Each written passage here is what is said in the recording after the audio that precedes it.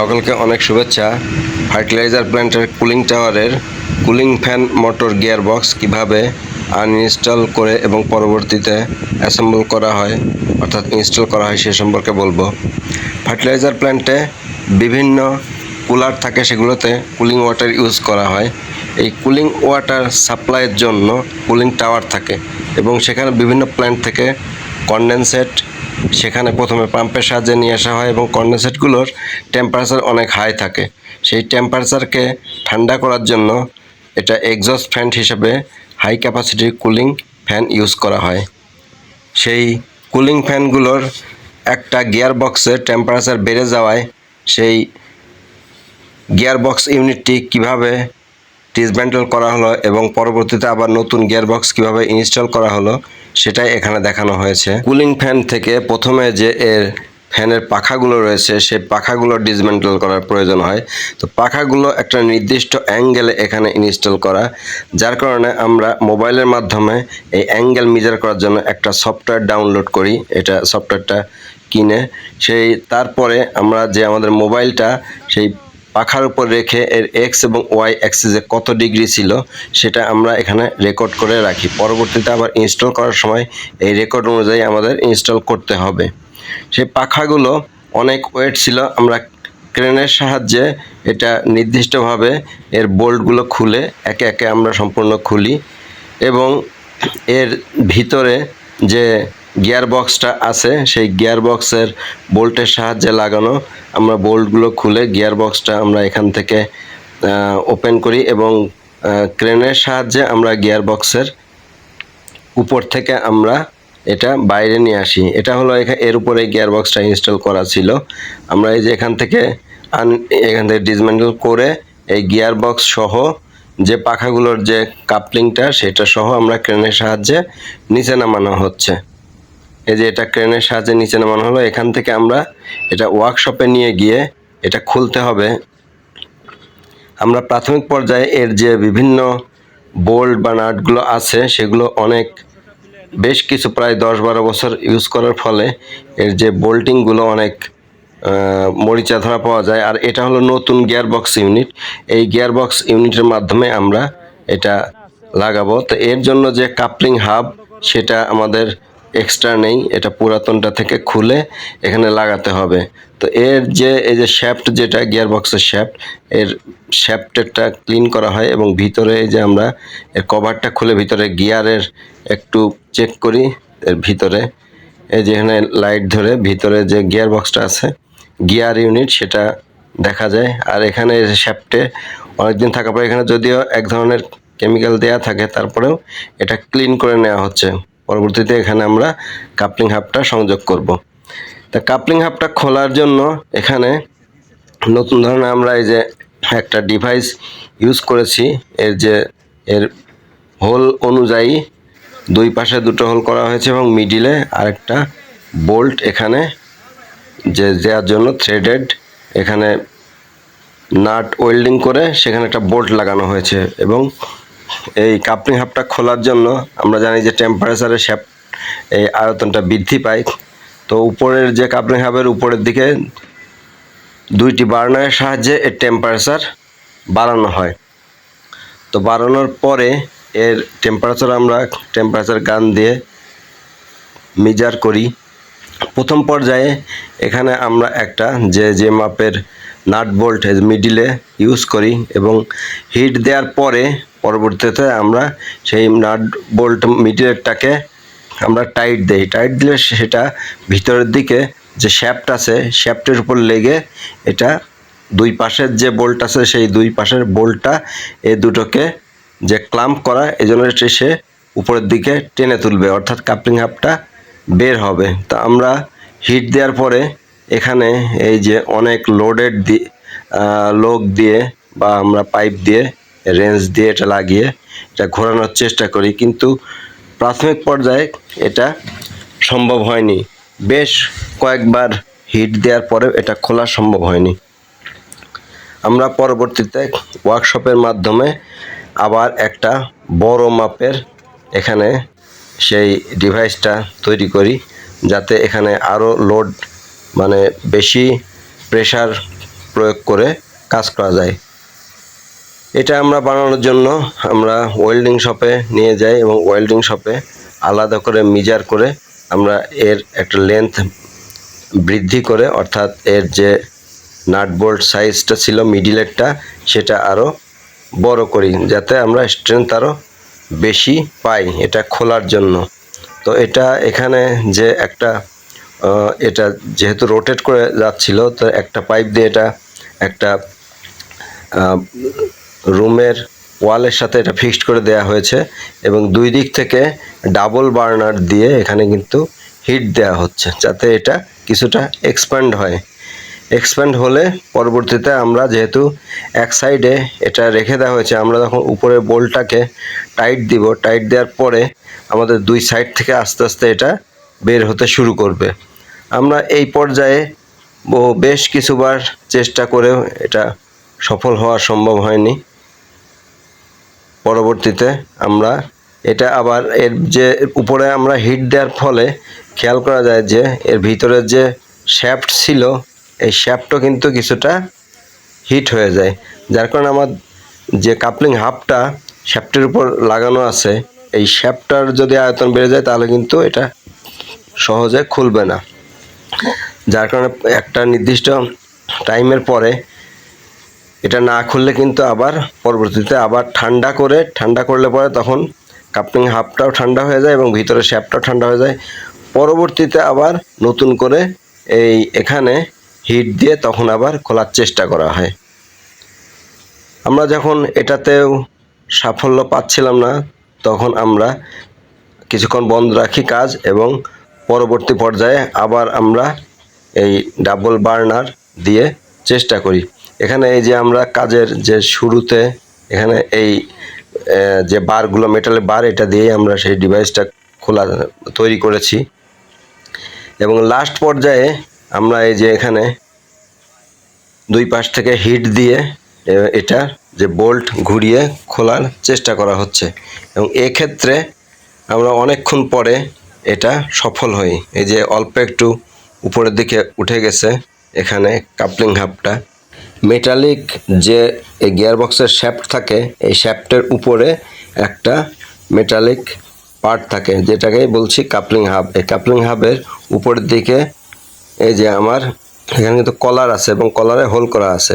এই কলারের সাথে আরেকটা যে ডিভাইস আছে আমাদের বেস, যে ফ্যানের পাখাগুলো লাগানো, সেই ফ্যানের বেসটা এখানে লাগানো আছে। সেই ফ্যানের বেসটা এখানে পরবর্তীতে লাগিয়ে তারপরে ফ্যানের পাখাগুলো লাগাতে হয়। কাজেই এই যে গিয়ারবক্সের অপর পাশে এই আমার যে শ্যাফট আছে মোটরের শ্যাফট, সেই মোটরের শ্যাফটের রাইট সাইডে মোটরের শ্যাফটের সাথে লাগানো থাকে এবং সেটা মোটর ঘুরলেই গিয়ারের সাহায্যে এই উপরের ফ্যান মোটরটা রোটেট করে। এখানে এই যে কাপলিং হাবটা কিন্তু এই শ্যাফট থেকে আলাদা করা হয়েছে। এখানে এই কাপলিং হাবটা এখানে সুন্দরভাবে ক্লিন করা হয় এবং এর যে ডায়াটা কত আছে সেগুলোও মেজার করা হয় এবং এইটাই কিন্তু আমার যে নতুন গিয়ারবক্সের শ্যাফট যেটা আছে সেই শ্যাফটের সাথে এটা ফিট হবে।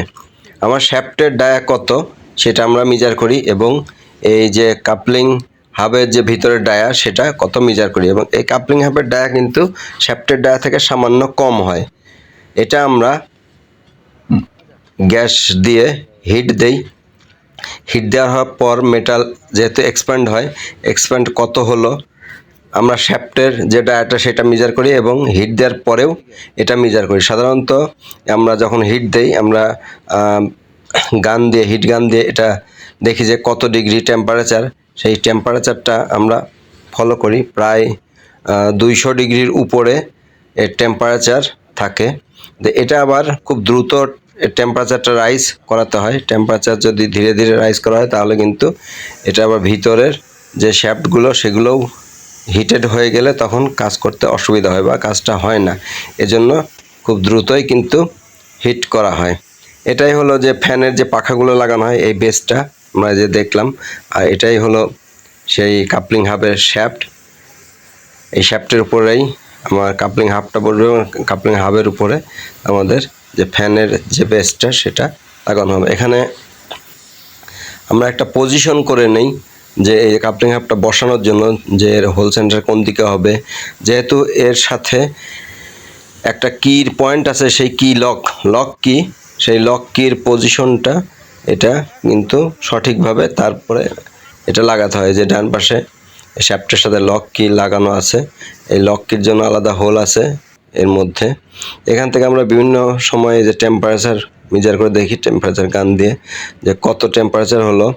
আমাদের টেম্পারেচারটা একটু পর পর দেখতে হয়। এখানে যে আমাদের মেজারিং স্ক্রু গেজ যেখানে আছে, আমরা এটা দিয়ে ভিতরের যে এক্সপ্যান্ড হচ্ছে কিনা সেটা আমরা দেখি। এবং যেহেতু আমাদের এই গিয়ার বক্সের শ্যাফটের যে ডায়া সেটা আগেই মেজার করা আছে, সেহেতু এটা যখন মোটামুটি সেম পাওয়া যায় তখন আমরা এখানে এই যে শ্যাফটের কাছাকাছি নিয়ে আসি। শ্যাফটের কাছাকাছি নিয়ে এসে এর যে এই যে লক কি বরাবর এটা সেট করা হয়। যেহেতু এটা হিট দেয়া আছে, কাজে এটা কিছুটা এক্সপ্যান্ড হয়েছে, তো এটা কিন্তু ওই লক কি বরাবর ঠিক মতো বসিয়ে দিলে, আর যদি ডায়াটা ঠিক হয়, এক্সপ্যান্ড হয়, তাহলে কিন্তু সুন্দরভাবে বসে যাবে। এবং এটা কাজটা একটু খুব সাবধানতার সাথে এবং দ্রুত করতে হয়। এর জন্য আমরা ওভারহেড ক্রেন ইউজ করেছি। এখানে এই যে এই মেটালটা কিন্তু অনেক হট হয়ে আছে, সে কারণেই কিন্তু খুব সাবধানে কাজ করতে হয়। এটা সমস্যা সৃষ্টি করতে পারে, হাতে লাগলে বা শরীরে লাগলে এটা কিন্তু এটা পুড়ে যাওয়ার সময় সম্ভাবনা থাকে। এই যে এখানে কিন্তু সুন্দরভাবে এটা সেট হলো। এটা কিন্তু আস্তে আস্তে ঠান্ডা হলে এটা টাইট হয়ে যাবে। এই অবস্থায় কিন্তু আমরা এখানে একটা এক্সস্ট ফ্যান লাগিয়ে দেই যাতে স্বাভাবিকভাবে এটা ঠান্ডা হতে পারে। এটাতে কিন্তু কোনো প্রকার পানি বা লিকুইড এ ধরনের কোনো কিছুই দেওয়া যাবে না, এটা স্বাভাবিকভাবে ঠান্ডা হতে হবে। তো আমাদের কাজটা কমপ্লিট হওয়ার পরে আমরা উপরের যে বেসটা থাকে সেই বেসটাও ক্লিন করি ফ্যানের যে পাখাগুলো লাগানোর জন্য। এটা হলো কুলিং টাওয়ারের বেস। এই বেসটাতে এখানে কিছু ডাস্ট পার্টিকেল দেখা যাচ্ছে এবং ফ্যানের পাখাতেও কিছু ডাস্ট পার্টিকেল আছে, সেগুলো আমরা সুন্দরভাবে ক্লিন করি। এই যে এখানে ফ্যানের পাখাগুলো যে ওয়েট সেটা আমরা মেজার করি, মানে দেখি যে মোটামুটি কত হতে পারে, কারণ আমাদের ক্রেনের ক্যাপাসিটি অনুসারে সেভাবে কাজ করতে হবে। এটা হলো গিয়ার বক্স। আমাদের যে কুলিং টাওয়ারের পাশে এটা হলো ক্রেন। কুলিং টাওয়ারটার হাইট অনেক বেশি হওয়াতে এর যে গিয়ার বক্স এবং ফ্যানের পাখাগুলো উপরে আছে, ফ্যানের পাখাগুলো আমরা ওখান থেকে নিচে নামিয়ে আনি এবং এর সাথে যে গিয়ার বক্সের যে শ্যাফটটা আছে উপরে, সেটার সাথে এই যে ক্রেনের এখানে যে ফরক্লিফট আছে, ফরক্লিফটের উপরে যে বেসটা সেখানে সংযোগ করি। আর এখানে হলো গিয়ার বক্সটা যেহেতু এখানে সংযোগ করা হবে, এর কিছু কিছু বোল্টের সমস্যা পাওয়া যায়। আর এটা হলো শ্যাফট, মোটরের সাথে গিয়ার বক্সের যে শ্যাফটটা সেটা হলো এটা হলো একটা ফাইবার টাইপের, একটু ফ্লেক্সিবল। মেটালিক হলে কিন্তু 1-2 মিলিমিটার যদি কিছুটা চেঞ্জ হয় বা এদিক ওদিক হয় তাহলে কিন্তু ভেঙে যাওয়ার চান্স থাকে। আর এটা ফাইবার, কিছুটা ফ্লেক্সিবল। যেমন এই যে এখানে বেসগুলো লাগানো হচ্ছে, এই বেসের উপরেই কিন্তু এই যে গিয়ার বক্সের সাথে যে ফ্যান থাকবে, ফ্যানের পাখাগুলো সেটা এখানে সংযোগ করা হবে। আমাদের যে কুলিং টাওয়ারের যে পজিশন, সেখানে গিয়ার বক্স প্রথমে সংযোগ করে তার উপর এই পাখাগুলো সংযোগ করতে, বা এগুলো যেহেতু ওই যে ডিগ্রি অ্যালাইনমেন্টের প্রয়োজন হয় এবং ওয়েট সঠিকভাবে রেখে অ্যালাইনমেন্টটা করা একটু টাফ, এজন্য আমরা প্রথম পর্যায়ে এটা বেসের সাথে সংযোগ করছি এবং এর সাথে পাখাটা লাগিয়ে নিব। পরবর্তীতে এটা আবার খুলে তারপরে আমরা আবার এটা সংযোগ করব। এ পর্যায়ে লাগানোর সময়ও আমাদের যে সফটওয়্যারটা আছে মোবাইলের, সেটা আবার পাখার উপর রেখে সেই অ্যাঙ্গেলটা পূর্বে যে মেজার করা ছিল সেটা আমরা সঠিক করি এবং পাখাগুলো এক এক করে সংযোগ করি। আমরা ক্রিস ক্রস অনুযায়ী পাখাগুলো সংযোগ করি। এখানে যে পাখাগুলো সংযোগ করা হয়েছে 6টি পাখা, এবং এখান থেকে যে পাখা সহ উপরের যে বেসটা আছে সেটা আমরা খুলে এটা আবার একটা পজিশনে রাখতে হবে হরিজন্টাল ভাবে। তারপরে আমরা গিয়ার বক্সটা এই কুলিং টাওয়ারের উপর সংযোগ করব এবং এরপরে আমরা পজিশন মতো এই পাখাটার তার উপরে সংযোগ করব। এভাবে আমাদের কাজটি সম্পূর্ণ করতে হবে। এটা প্রথম পর্যায়ে এই যে গিয়ার বক্সের উপরে এর বিভিন্ন যে পজিশন আছে। এখানে 6টি ফ্যানের পাখা এখানে সংযোগ করা হয়েছে, আর এটা নরমালি ফ্রি আছে। এই যে এখানে আমরা নিচে একটু রোটেট করে দেখলাম যে এটা হাত দিয়ে ইজি ঘুরছে, যেহেতু এটা মোটরের সাহায্যে ঘুরবে, কাজে এটা গিয়ার বক্স ইনস্টল করার পরে গিয়ার বক্সের উপরে এটা ইনস্টল করে আবার অ্যালাইনমেন্ট করতে হবে সঠিকভাবে। এরপরে গিয়ার বক্স সহ উপরের যে ফ্যান মোটর ছিল সেটি খোলা হয় এবং গিয়ার বক্সটি এখানে অ্যাসেম্বল করা হয়। গিয়ার বক্স অ্যাসেম্বল করে এর লেভেল মেনটেন করা হয় এবং পরবর্তীতে এর যে ফ্যান যেটা ছিল সেটার যে এর বেস সহ লাগানো হয়েছিল সেটি ক্রেনের সাহায্যে সেই গিয়ার বক্সের উপরে এটা নেওয়া হয়। এটা নেওয়ার সময় খুব সাবধানতা অবলম্বন করা হয়, কারণ যে ক্রেনটি ব্যবহার করা ছিল ক্রেনের হাইট এবং লেন্থ এটা সঠিকভাবে যে পারপেন্ডিকুলার অবস্থায় না থাকাতে এটা সামান্য কিছু টেনে তার পজিশন মতো নিয়ে এটা সংযোগ দেওয়া হয়। সংযোগ দেওয়ার পর আবার এটা লেভেল মেনটেন করা হয় লেভেল মিটার দিয়ে, আর এর বোল্টগুলো সঠিকভাবে টাইট দেওয়া হয়। এখানে এর ভিতরের যে গিয়ার বক্সটি রয়েছে, গিয়ার বক্সের সাথে যে সেন্সর থাকে 4 প্যারামিটার এলিমেন্ট, এটার সাহায্যে ভাইব্রেশন এবং টেম্পারেচার মেজার করা হয়। এখানে সেই সেন্সর সংযোগের যে প্লেটটি সেটি না থাকায়, অর্থাৎ সেই প্লেটে সেন্সর লাগানোর মতো অপশন না থাকায় সেখানে পুরাতন যে গিয়ার বক্সের কভার ছিল সেখান থেকে লাগানো হয়। সব কিছু এই যে এখানে এখন গিয়ার বক্সের সাথে পাখাটি সংযোগ দেওয়া হয়েছে এবং 4 প্যারামিটার যে এলিমেন্ট, যে এখানে ভাইব্রেশন এবং টেম্পারেচার সেন্সর এর কেবল কানেকশন এটা খুলে রাখা হয়েছিল। এটা সঠিকভাবে তার পজিশন মতো এটা সংযোগ দেওয়া হয়। আর এই যে এটাই হলো কভার, এর উপরে সেন্সরটা সংযোগ হবে। তো এটা না থাকাতে নতুনভাবে এটা পুরানা কভারটা এখানে সংযোগ দিয়ে সেন্সরটা সংযোগ দেওয়া হয়। এই পাখাগুলো সম্পূর্ণ লাগানোর পরে এটা হাত দিয়ে কিছুটা ঘুরিয়ে এটা চেক করা হয় এবং সব কিছু নর্মাল পাওয়া যায়। আর এখানে ইনস্ট্রুমেন্টের আউটার সাইডে ফ্যানের যে কানেকশনগুলো সেগুলো এখানে আবার নতুন করে সংযোগ দেওয়া হচ্ছে। সংযোগ দেওয়ার পর আমরা ডিসিএস প্যানেলে এর যে টেম্পারেচার এবং ভাইব্রেশন ফলো করা হয় এবং ভাইব্রেশন 0 এবং টেম্পারেচার 27 এর আশেপাশে লক্ষ্য করা যায়। আর এটা হলো অয়েল লেভেল। এখানে নতুন করে অয়েল দেওয়া হয় এবং অয়েল দেওয়ার পরে যে লেভেলটা সেটা এখানে দেখা হয়। এই অয়েলের নির্দিষ্ট গ্রেড অনুসারে এখানে দেওয়া হয়। এই যে এখানে অয়েল দেওয়া হচ্ছে নতুনভাবে, আর এর সাথে ভেন্ট লাইনও আছে। অয়েল লেভেল বেড়ে গেলে অটোমেটিক্যালি এটা ড্রেন হবে। আর এখানে আমরা লেভেলও দেখলাম টিসিএস প্যানেল থেকে। এখানে এই যে টেম্পারেচার এটা 32.7 ডিগ্রি এবং ভাইব্রেশন 0 দেখাচ্ছে। এখান থেকে বিভিন্ন ট্রেন্ডও দেখা যায়। সব কিছু ওকে থাকার পর এটা চালু করা হয়। চালুর পরে এর যে অ্যাম্পিয়ার, ভাইব্রেশন এবং টেম্পারেচার ট্রেন্ড সহ সবগুলো আমরা পর্যবেক্ষণ করি এবং সঠিক পাওয়া যায়। এভাবে আমরা এই ফ্যান মোটর সংযোগটি বা গিয়ারবক্স পরিবর্তনের কাজটি সম্পন্ন করা হলো।